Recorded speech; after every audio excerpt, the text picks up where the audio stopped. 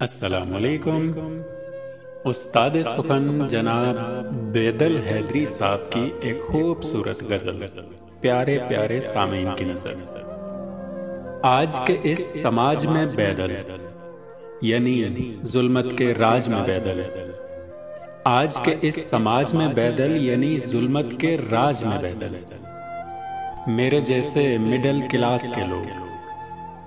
دور کے لوگ، آس پاس کے لوگ، چھوٹی چھوٹی ضرورتوں کے لیے، کبھی کاغذ کبھی خطوں کے لیے، اور کبھی سگریٹوں کے لیے، کبھی 2 گھونٹ چائے کی خاطر، کبھی 2 گھونٹ چائے کی خاطر، کبھی بس کے کرائے کی خاطر، خون میں انگلیاں ڈبوتے ہیں، خون میں انگلیاں ڈبوتے ہیں، روز قسطوں میں قتل ہوتے ہیں۔